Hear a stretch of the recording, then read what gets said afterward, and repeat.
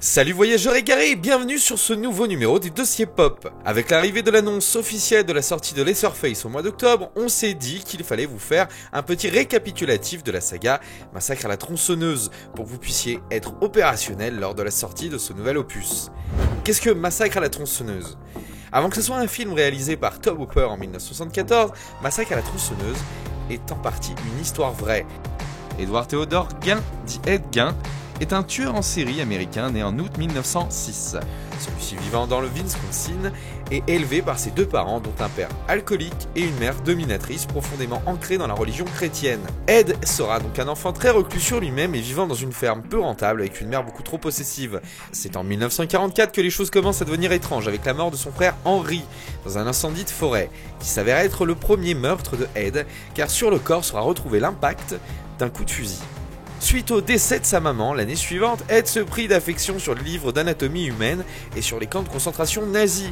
Et c'est en 1947 que Ed, avec l'aide d'un ami, commença à profaner des tombes pour des expériences morbides. Il ira même jusqu'à profaner la tombe de sa propre mère. C'est en 1957, le 16 novembre, que la vérité va éclater avec le meurtre de Troy.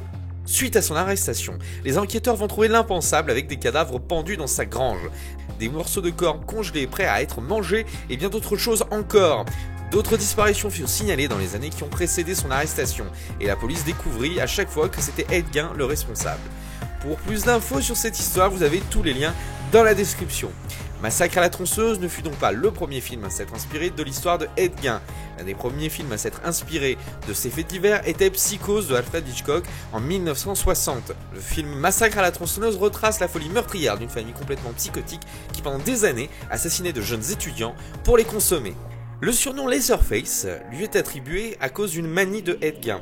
En effet, une fois qu'il dépaissait ses victimes ou qu'il les consommait, il gardait le visage pour s'en faire un masque. Chronologie et timeline. Dans la chronologie de Massacre à la tronçonneuse, nous retrouvons Massacre à la tronçonneuse réalisé par Tobe Hooper en 1974, Massacre à la tronçonneuse 2 en 1986 réalisé aussi par Tobe Hooper, Massacre à la tronçonneuse 3 réalisé par Jeff Brun en 1990 et Massacre à la tronçonneuse, la nouvelle génération, réalisé par Kim Engel en 1974. On en trouvera après Massacre à la tronçonneuse, réalisé par Marcus Nispel en 2003, Massacre à la tronçonneuse Le Commencement, réalisé par Jonathan Liebesman en 2006, et Massacre à la tronçonneuse 3D, réalisé par John Lucent-Tempo en 2013. Pour finir, il y aura bien sûr Leatherface, réalisé par Alexandre Bustillo et Julien Maury en 2017.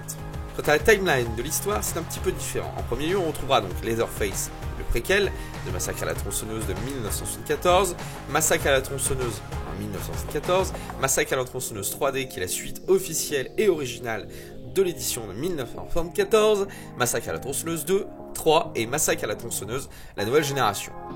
Et dans un autre univers, une autre timeline, nous trouvons Massacre à la tronçonneuse, Le Commencement et Massacre à la tronçonneuse 2003, tous les deux produits par Michael Bay. Leatherface sera un préquel origine de Massacre à la tronçonneuse qui racontera comment 4 jeunes patients se sont évadés d'un hôpital psychiatrique des USA dans les années 60 avec une infirmière en otage. La jeune femme sera donc kidnappée et prendra ensuite l'ascendant sur l'un d'entre eux, le conduisant ainsi à devenir le tueur sanguinaire à la fameuse tronçonneuse. Il n'y a maintenant plus qu'à attendre le film de 2017 pour découvrir ce préquel et voir l'évolution de cette saga en 8 volets. J'espère que ce nouveau dossier pop vous aura intéressé et que vous en aurez appris davantage sur cette grande saga. Merci d'avoir regardé cette vidéo, je vous invite à vous abonner, à lâcher un petit pouce bleu et à partager la vidéo. Et je vous donne rendez-vous à très bientôt, ciao!